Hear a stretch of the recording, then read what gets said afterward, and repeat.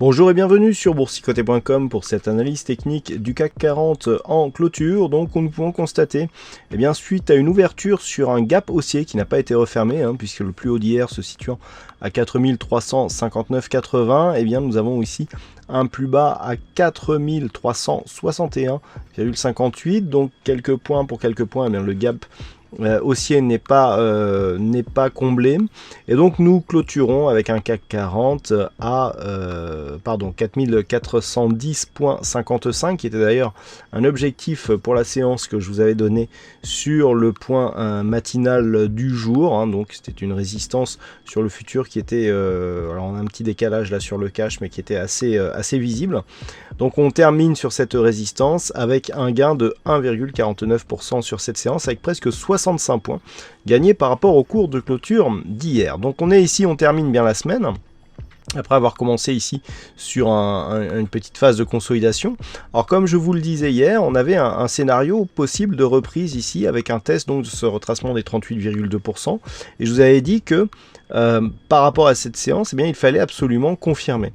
Le fait que l'on ouvre ici sur un gap haussier, le fait que on enfonce ici la zone de résistance et que l'on repasse au-dessus des 4402, puisque la zone horizontale se situe sur ce niveau sur le cash, est un bon signal. Maintenant, il faudrait confirmer et donc continuer au-delà ici de ce point haut significatif de cette bougie qui se situe à 4477. Donc pour l'instant, on est bien parti. Du point de vue des indicateurs, on a le RSI qui remonte tout doucement, le stochastique qui est en train d'annuler son signal baissier. On a quand même un retournement du MACD, donc ça c'est assez intéressant. Alors à noter que ce retournement du MACD qui se fait dans la partie négative, mais proche de la zone d'équilibre, serait plutôt un signe de, je dirais, de solidité de l'intégralité de la tendance. Donc là on serait plutôt pas mal. Je vais y revenir sur les tracés donc de ce graphe. Donc un MACD qui se retourne, si on confirme ici, c'est un signal de force important. Des volumes qui montent légèrement. Donc là, sans être très spectaculaire, on peut voir que le fait d'avoir une remontée des volumes sur cette reprise haussière est quand même intéressant. Tout cela dans une volatilité moyenne. Donc on a ici des indicateurs qui soutiennent plutôt la reprise du mouvement haussier. Alors je vous parlais des tracés tout à l'heure. Du point de vue ici de ces tracés, il y a une chose que l'on peut faire, c'est déjà replacer ici cette zone de support. Vous voyez qu'on avait dans un premier temps pris les deux premiers supports ici, en prenant ici troisième puis quatrième point, la rupture. Maintenant, pour coller ici à la dynamique un peu plus globale, on peut revenir ici sur ce genre de support, vous voyez ce que l'on trouve à peu près. Donc si on considère que nous avons ici deux points bas significatifs, là je dirais pour un tracé un peu plus moyen terme, on voit que finalement ce point bas ici n'est pas si décalé que ça. On aurait presque ici nos 3 points, donc maintenant on est encore trop tôt pour définir cette tendance comme tendance porteuse.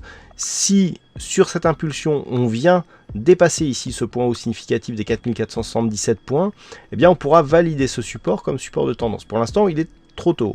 Si on revient ici tester sur ce support, il ne faudra pas considérer qu'il est significatif. Donc pour l'instant on est ici sur une continuité, et donc si on respecte ici ce support, on pourrait avoir une continuité haussière qui, d'un point de vue moyen terme, pourrait avoir des conséquences, puisque nous étions ici sur une dynamique plutôt baissière. Le fait d'avoir cassé une fois, que ça n'est pas tenu, mais que la consolidation ne revient que sur le 38,2 et que l'on revienne ici sur cette zone, pourrait être intéressant pour la suite. Malgré tout, suite au NFP, la hausse a été correcte, mais sans plus, c'est-à-dire qu'on n'est toujours pas revenu ici au niveau pré-Brexit par rapport, je dirais, sur le CAC. Donc on s'enflamme pas trop, le signal était fort quand même du côté des États-Unis, on a eu de belles envolées d'ailleurs sur les indices US, mais en Europe on reste en retrait, avec un DAX aussi qui a eu du mal à monter, surtout dans sa première partie de séance. Donc attention, car là, une mauvaise nouvelle, on a l'impression qu'une mauvaise nouvelle pourrait impacter beaucoup plus les mouvements de l'indice. Alors par rapport, je dirais, à cette séance, on visera au moins un retour sur les 4458 points. Alors comme nous sommes vendredi, je vous propose une vue du CAC 40 en hebdomadaire. Alors par rapport à ce que nous avons, voilà, nous étions restés sur une dynamique plutôt neutre. Alors regardez, je vous avais dessiné à un moment cette phase. Donc on avait ici la dynamique principale. Ici, premier rebond, on était venu tester ici le retracement des 61,8% de Fibonacci et on repartait à la baisse. Vous voyez que là, cette dynamique-là n'est pas confirmée puisque pour avoir ici un signal de continuité, là on était vraiment sur un vrai signal baissier, il aurait fallu avoir une rupture assez directe ici de cette zone de point bas. Sauf que cette rupture n'a pas eu lieu. Là on commence à rebondir et on voit que du point de vue de la clôture, on est encore loin, mais on voit ici que la dynamique est en train de se développer. Si on repassait ici au-delà des 4600 points, au lieu d'avoir ici premier mouvement baissier et deuxième mouvement, on aurait presque ici un double bottom. Regardez bien, nous avons ici des points bas significatifs qui sont assez proches. D'accord ? On est sur du moyen terme. Ce décalage que nous avons ici pourrait très bien être interprété pour l'interprétation de la figure chartiste comme des niveaux quasi équivalents. Par rapport à l'échelle de temps, en tout cas, c'est plausible. Le fait d'avoir ici première baisse, deuxième baisse, cassure ici à la hausse des 4600 points, si nous avons ce schéma sur le moyen terme, on pourra avoir une accélération ici au franchissement des 4600 points pour valider ce double bottom. Donc pour l'instant, là aussi, il est beaucoup trop tôt pour je dirais aller chercher ce genre de scénario. Il faut attendre que la cassure des 4600 points soit effective, mais on commence à y penser. Malgré tout, par rapport à la dynamique globale, on est quand même sur une dynamique qui est plutôt encore dominée par une baisse. Pourquoi par une baisse? Regardez si on s'écarte un petit peu du graphe, depuis que nous avons eu ici ce retournement, cette phase de retournement, où on était ici bol sup, on est venu ici tester bol inférieur, d'accord, sur cette phase, et ensuite on a rebondi, et bien depuis que nous avons eu ici ce contact, il n'y a plus eu de contact avec la bol supérieure. D'un point de vue moyen terme, c'est pas anodin, on est quand même ici, si on venait à confirmer une rupture des 3892 points, sur une dynamique qui est plutôt baissière, hein. Je dirais même les plus hauts que nous avons eu ces derniers temps ne permettent pas d'invalider cette dynamique. Donc attention, on voit ici que les contacts bol inférieur sont très nombreux, on n'arrive plus à venir en contact avec la bol supérieure, donc il faudra éventuellement surveiller ce signal sur l'hebdo. Et regardez bien, si on vient ici chercher la bol supérieure, où est-ce qu'on sera? En tout cas dans les prochaines semaines, quasiment ici sur les 4600 points que je vous ai présenté tout à l'heure. Donc d'un point de vue hebdo, on va surveiller dans un premier temps, une éventuelle rupture des 4495 points. 4495 points, c'est cette zone de résistance que nous avons là, qui est une zone secondaire sur le moyen terme en hebdo. En cas de rupture ici de cette zone, on surveillera donc une éventuelle attaque des 4600 points de la bol supérieure, car ça serait de là que pourrait venir, et donc en fonction du double bottom que je vous présentais tout à l'heure et du contact bol supérieur qui amènerait un signal fort par rapport à ces dernières semaines, ça serait vraiment un double contact qui serait très intéressant à jouer et qui pourrait nous faire anticiper un retournement de tendance majeure.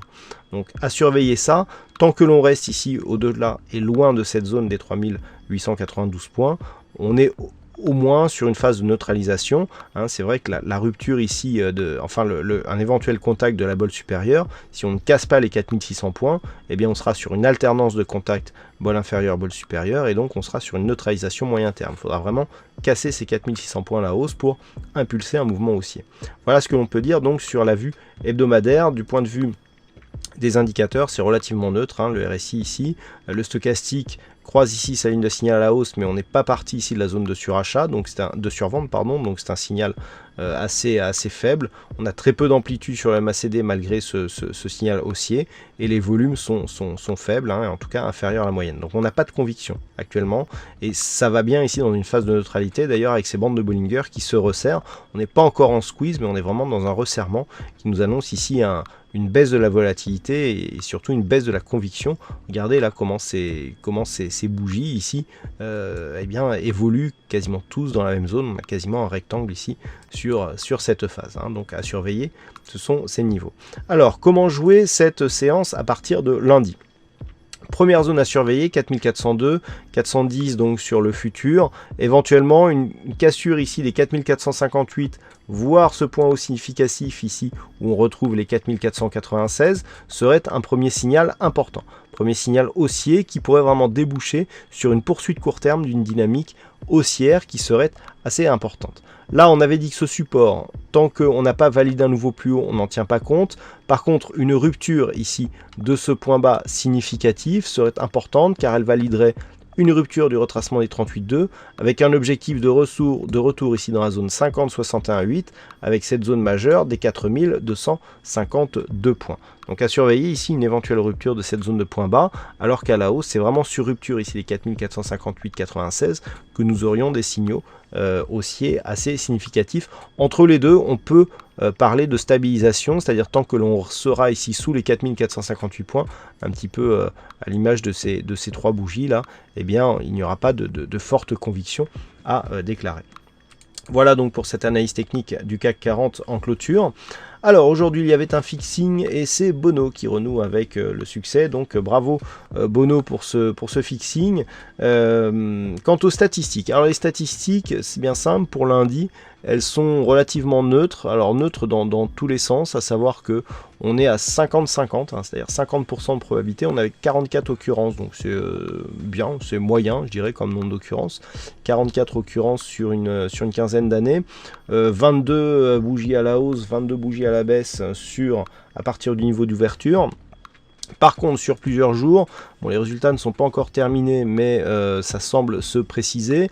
On aurait une petite préférence haussière avec des convictions qui pourraient paraître intéressantes. Donc là, ça sera vraiment à surveiller, car là, les calculs nous donnent pour l'instant des convictions assez marquées, en tout cas à la hausse. Voilà donc ce que l'on peut dire sur cette analyse technique du CAC 40. Bah, écoutez, passez tous un bon week-end, bonne chance dans vos prochains trades. On se retrouve dès la semaine prochaine pour plein d'autres analyses techniques sur le site boursicoté.com.